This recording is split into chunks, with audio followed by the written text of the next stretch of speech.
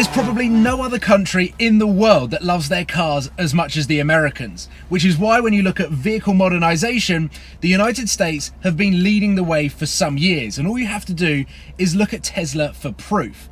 In this episode of Data Driven, powered by Wejo, we have got two cars that couldn't be more different. First up, we have got the brand new Dodge Ram by Chrysler. Now, Chrysler are one of Wejo's many partners in utilizing the connected vehicle data from Wejo that is shaping our world to become a better place. And I'm not just talking about for drivers, I'm talking about for everyone. What that means is reduced congestion, reduced accidents, but also pinpointing the best positions in the city to put charging points to make the cities greener and cleaner. After that, we've got a truly special and iconic car, the 1967 Ford Mustang GT, made famous by Steve McQueen in the movie Bullitt, and then crowned God amongst cars in the superb Gone in 60 Seconds. So let's jump straight in, and we'll start with the Dodge Ram.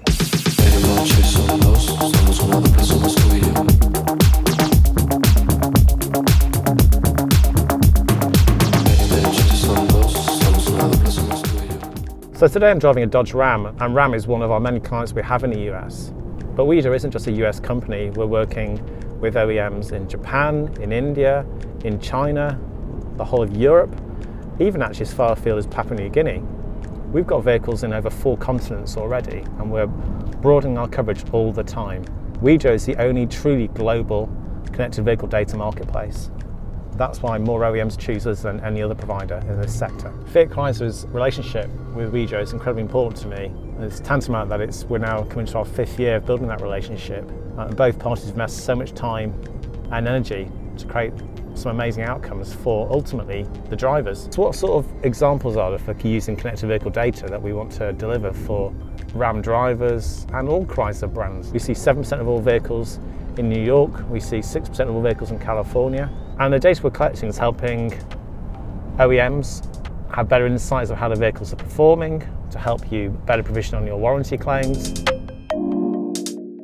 So we're looking forward to building amazing experiences for all Ram drivers, in fact, or for all Chrysler drivers, such as curbside availability in car. So all Rams can share with each other free parking availability. Wejo is powering that for other OEMs, including we've already built a SaaS solution in the Asia Pacific region.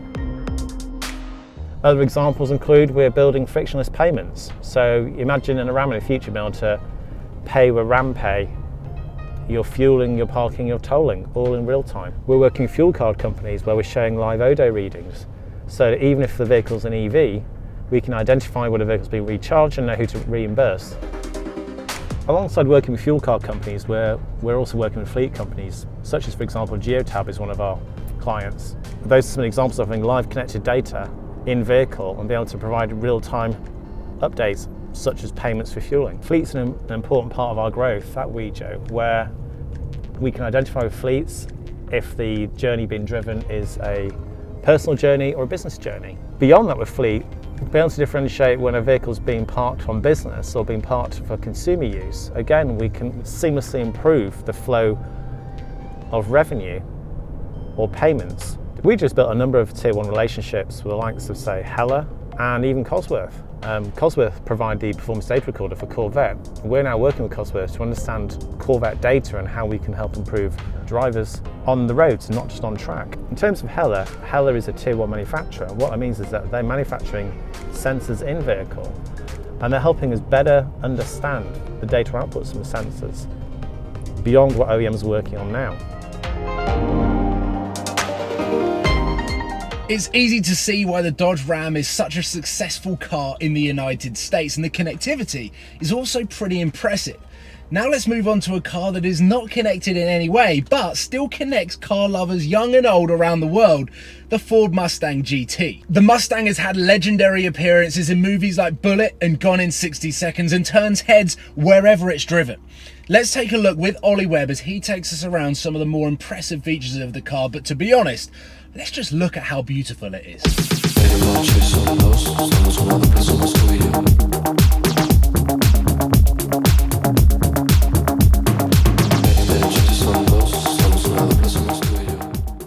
So welcome to the Shelby Mustang GT500. Bit of a pride and joy of mine. So it's an original chassis that's been in a fire back in the States and got rebuilt in south of the UK, and then came into our hands. Obviously it's got the famous Shelby badge and the 500 rather than the 350, so a lot more power in the car.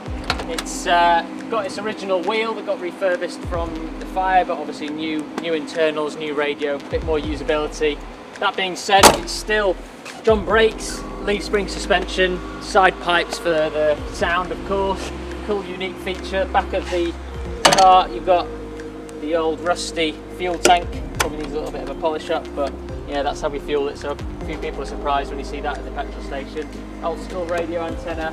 Change the wind down windows for some electric ones, so a little bit of a modern comfort. But we can take you around to the front, to the engine bay.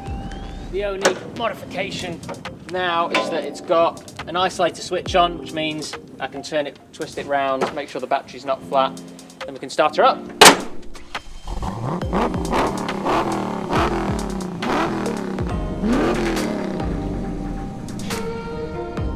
So it's a Ford Racing V8, meant to be producing 500 horsepower, hence the name GT500, but I think long gone of a lot of those horsepower. It needs to have a little look at, to be honest. But yeah, quite a few close newton meters of torque compared to that, but 500 horsepower, V8, a proper American muscle car.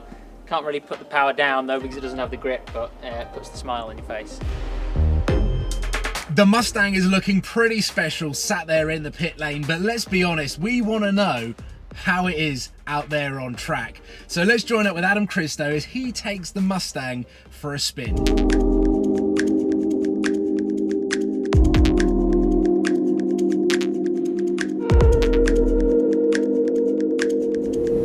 Now this thing, the Shelby GT500, can only make you smile. Just listen to it. That's in third gear. Like, the brakes are truly awful on it and it really doesn't want to stop. But in second gear, I've been told not to rev it above 4,000 RPM, which is understandable. That is to 3,800 and it just sounds so good. The noise from this is incredible. And it's got a few little trick buttons as well. We've got a nitrous button down here. In fact, hold on, let's wedge that down there and just do a little bit of a cruise. It's got a beautiful wooden steering wheel, some very old-fashioned dials, and I feel quite high up in it, but you just can't help but smile in this thing. It's just cool. You can hear the ticking of the motor and everything working, which is generally what you don't hear with modern day cars now, just because they're getting heavier, everything's getting quieter, just to be, well, I suppose people call it luxury, but to be honest, I love hearing all the noises.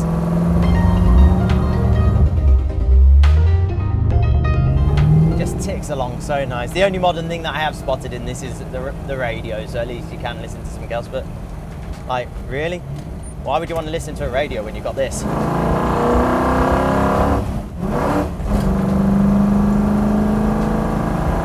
Love. It's quite interesting. So like down around my feet, I've got my 3 pedals: throttle, brake and clutch. Then I've actually got 2 other pedals. One apparently is for the headlights. Apparently that one might be the main beam. But there's a few things that have changed. There's 2 little skinny stalks just on the base of the steering wheel, but yeah, there's a few little switches which I dare touch because I don't know what they'll do. Like, to start this thing, you got to pull the choke out, make sure that you give it a little bit of throttle just to help fire it up, but this just fired up instantly, as if it was like a modern car. For me, you just can't beat classics.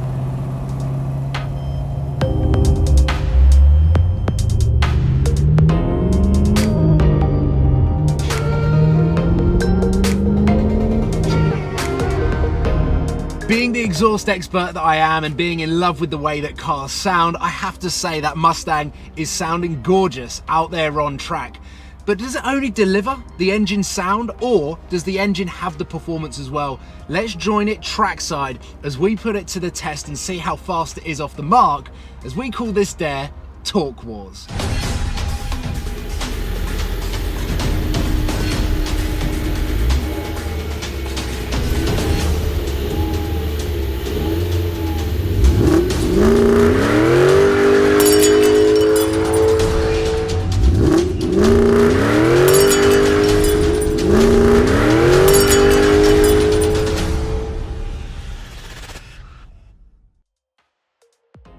Well, the Mustang didn't quite have the pulling power needed to cause a little bit of a stir, but regardless, it's a truly, truly special car, iconic, and so cool to see it out on the Wejo track.